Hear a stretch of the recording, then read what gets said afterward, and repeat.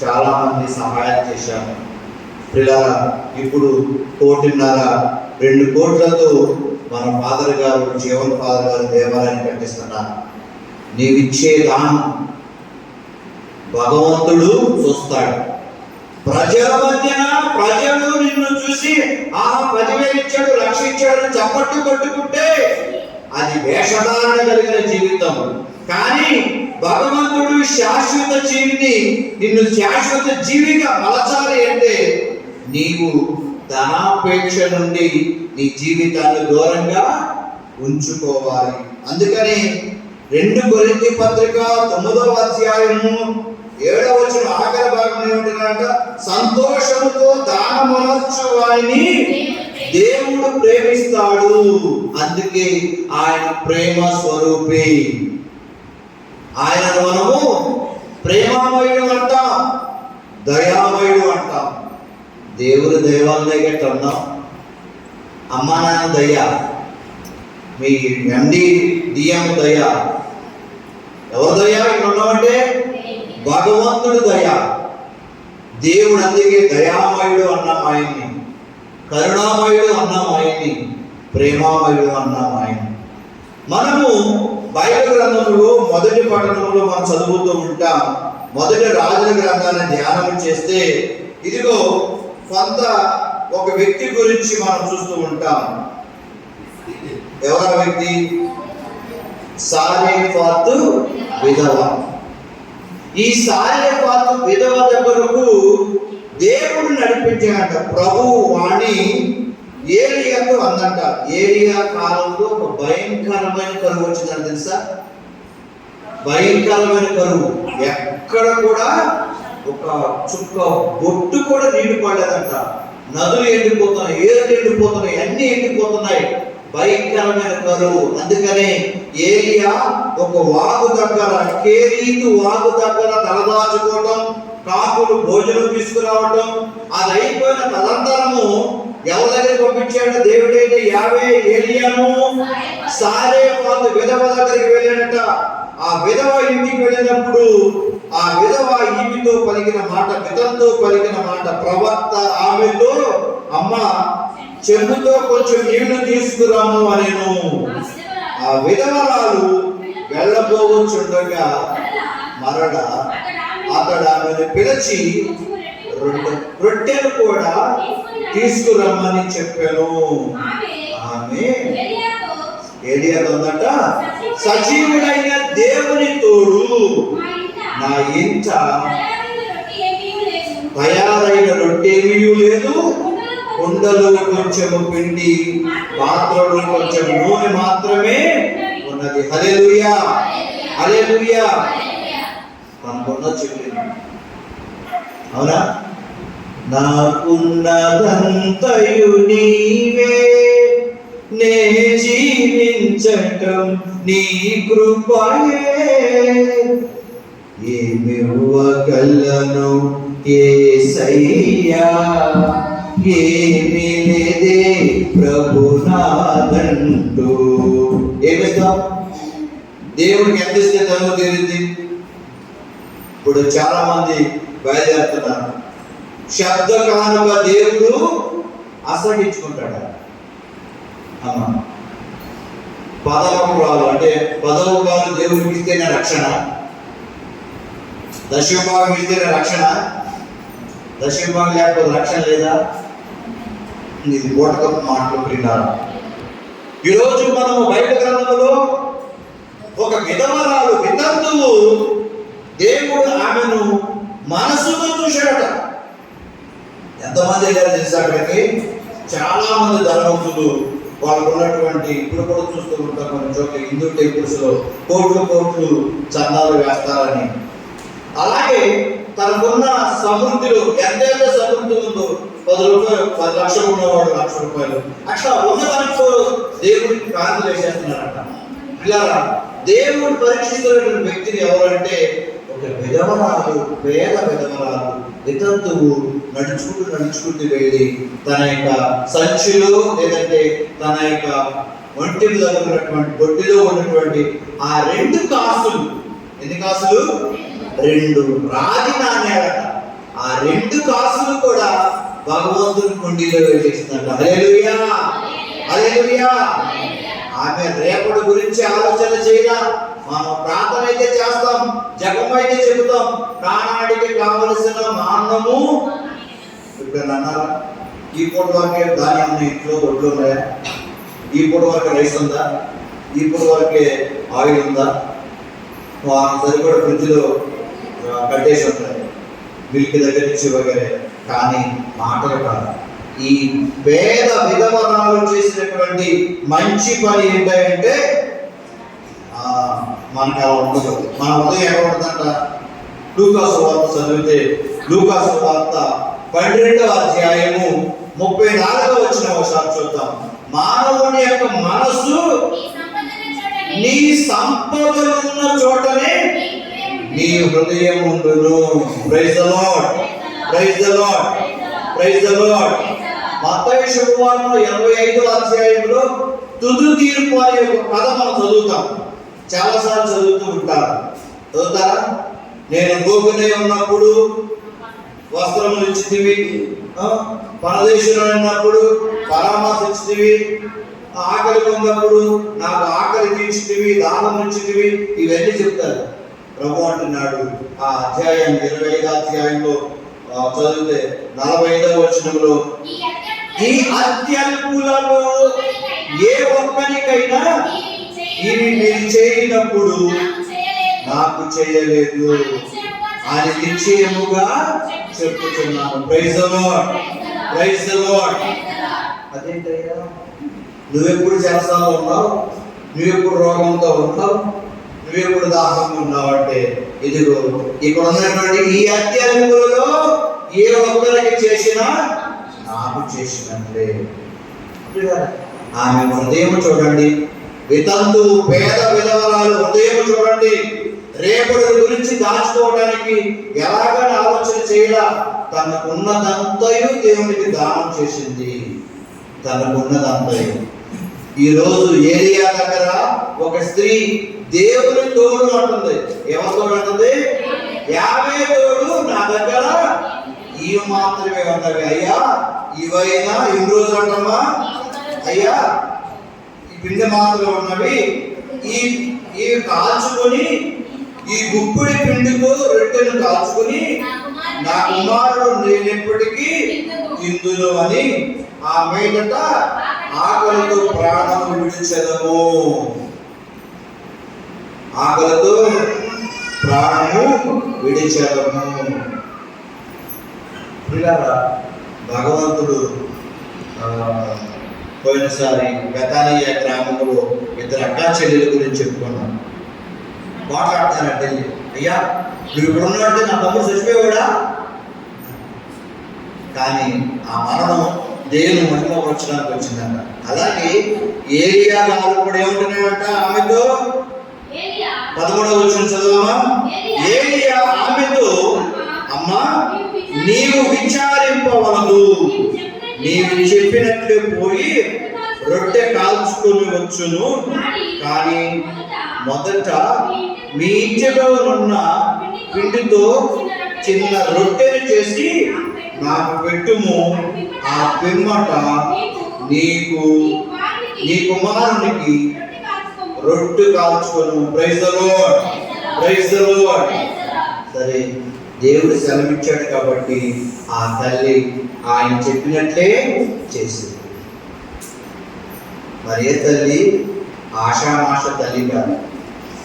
ఎవరైతే అక్కరలో ఉన్నారో, ఎవరైతే తలదించుకునే పరిస్థితి వచ్చిందో, డబ్బు రూపంలో కానీ, ధన రూపంలో కానీ, మాట రూపంలో కానీ, అవునా, ఆ తల్లి, అందుకే ఆమెను సహాయ మాత అంటాం. ఆమె ఏమని పిలుస్తాం? సహాయ మాత. ఎక్కడ ఆపదుంటే అక్కడ వచ్చేస్తుంది ఆ తల్లి. ఎక్కడ ఆపదుంటే అక్కడ వస్తుంది, వెళ్ళి ఆపదను గ్రహిస్తుంది, తన కుమారుడికి చెప్పుద్ది. అందుకే ఆమెను ఒక వారధిగా పోలుస్తాం. మరియ తల్లిని ఒక వారధిగా పోలుస్తాం. ఆమెను నిష్కళంక మాత అంటాం. ఆమె కులం, గోత్రం, రంగు, రుచితో పని లేదు. ఆమె జన్మ పాప రహితోపవి నిష్కళంక మాత అంటాం. పాప కళలో పెరిగిన స్త్రీ. అందుకని కానాపల్లి విందులో ఆ యజమాని పడుతున్న బాధ చూసి ఏమందామే, ఆ కుమారుని చూసి, అయ్యా ఆ బాధ చూస్తున్నావా, పిల్లరా ఆమె చెప్పినట్లు చేయము, ఆయన చెప్పినట్లు చేయము అంటది అక్కడ. ఆయన అంటే తన కొడుకు గురించి తల్లికి తెలియదా? సామర్థ్యం ఉందా లేదా? పాలించి పెంచిన తల్లికి తెలియదా కొడుకు ఎంత బలవంతుడు? అందుకనే ఆయన చెప్పినట్లు చేయండి అంటుంది. ఈరోజు ఈ యొక్క ఏలియా కూడా విచారింపకుము, ఇదిగో నేను చెప్పినట్లు చేయి అంటాడు. ప్రియులారా, ఇశ్రాయేలు దేవుడైన ప్రభువు ఇట్లా సెలవిచ్చినప్పుడు యావే నేలపై వాన కురిపించు వరకు చదవమా మాట 16 చదవమా. ప్రభువు ఏలియాతో చెప్పినట్లే కుండలోని పిండి కానీ పిడకలోని నూనె కానీ తరిగిపోలేదు. హల్లెలూయా, హల్లెలూయా. నీతిలో నడుచుచున్నా నా తోడై ఉన్నావు, అగ్నిలో నడుచుచున్నా నాతోనే నడుస్తావు. నీతిలో నడుచుచున్నా నా తోడై ఉన్నావు, అగ్నిలో నడుచుచున్నా నాతోనే నడుస్తావు. మునిగిపోలేను, నీ కాలిపోలేను దేవా, మునిగిపోలేను, నీ కాలిపోలేను. యేసయ్యా, యేసయ్యా, యేసయ్యా, యేసయ్యా. హల్లెలూయా, హల్లెలూయా.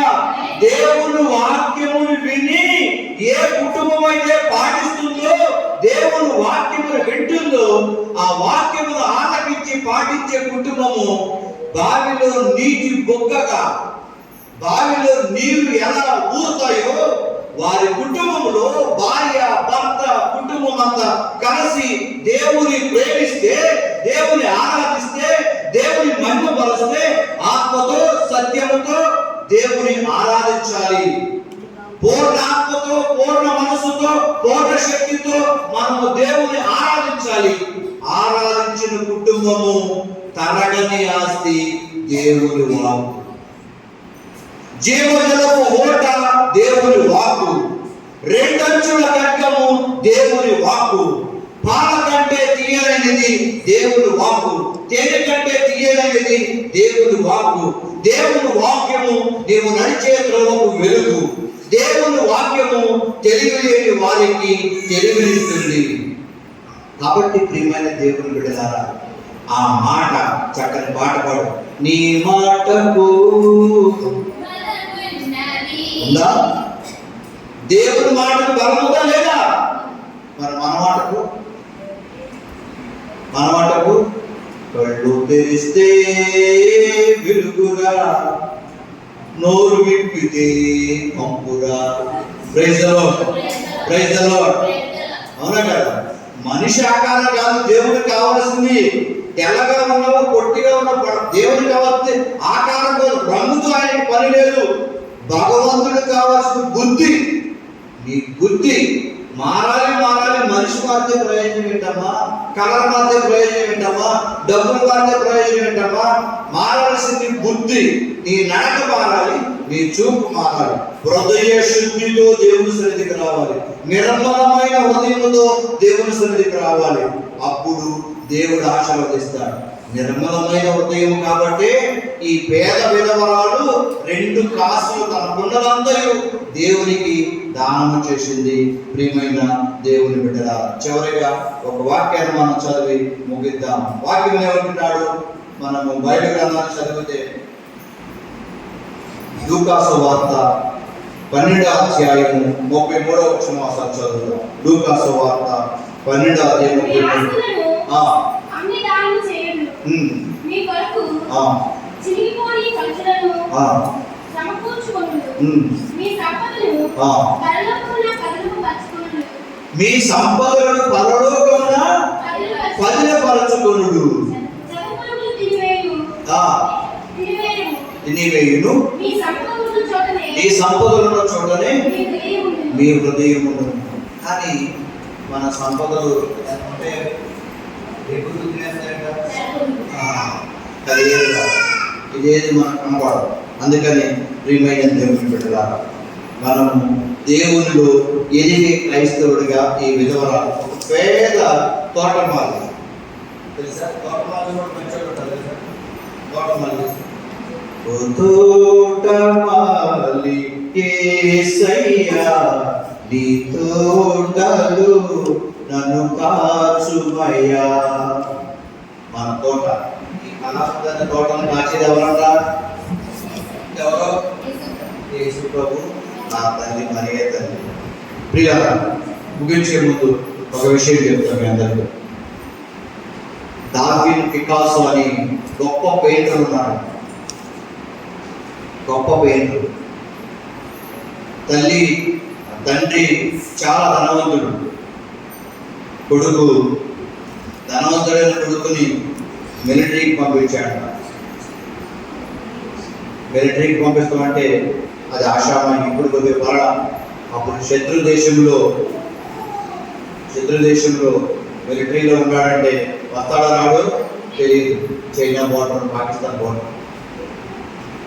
ఈ తండ్రి ధనవంతుడైన కొడుకు ఆశ ప్రకారం పంపించాడు. పంపిస్తే ఇతనికి ఈ ఆర్ట్ ఇచ్చాడు. ఈ డ్రాయింగ్ అనేది వలన పెయింటింగ్ పిక్చర్ అన్నమాట.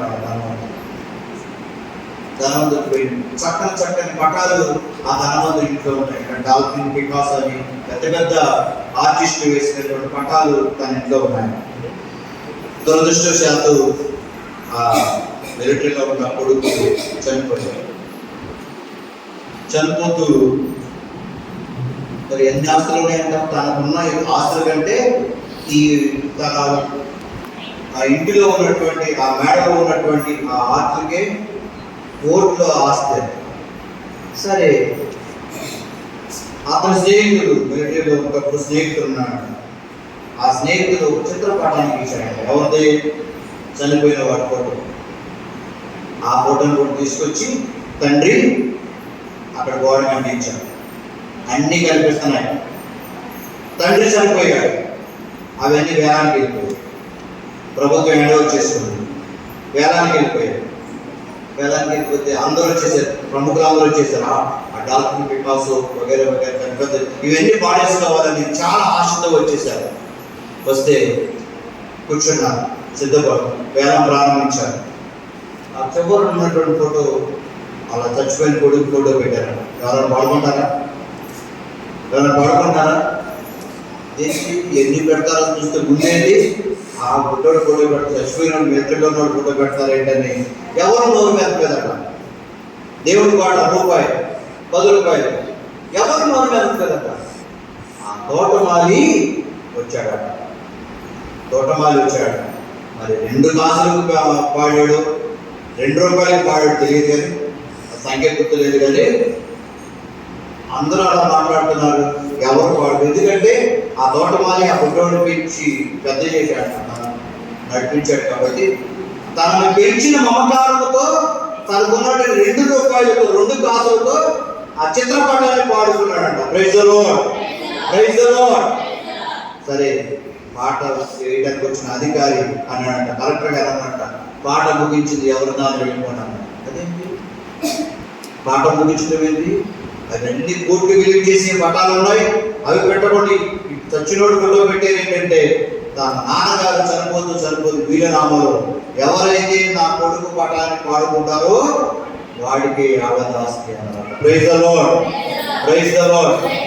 అలాగే ప్రియమైన దేవుడు, నీకున్నదాన్ని దేవుడికి డబ్బుతో కాదు, మనసు కూడా ఇవ్వాలి. 2 కాసులు ఇచ్చిన విధవారాలాగా నీ మనస్సును కూడా దేవునికి సమర్పణ చేయి. నిర్మలమైన హృదయంతో ప్రభువుని ప్రార్థన చేయి. దేవుని కృపావరాలు మనందరిపై ఉంటాయి. కాబట్టి మరి అత్యంకులు ఏ ఒక్కరికి చేసినా దేవునికి చేసినట్టే. కాబట్టి దేవునికి దగ్గరగా జీవిద్దాం, ధనానికి దూరంగా ఉందామా? మీరందరూ తీసుకొచ్చిన మొత్తం దేవుని స్తోత్రం. హల్లెలూయా. కాబట్టి దైవిక జీవితానికి అలవాటు పడుతూ దేవుని కృపావరాలు పొందుకోవడం కోసం మనందరూ కూడా ప్రయత్నం చేద్దాం. పిత పుత్ర పవిత్ర ఆత్మ నామమున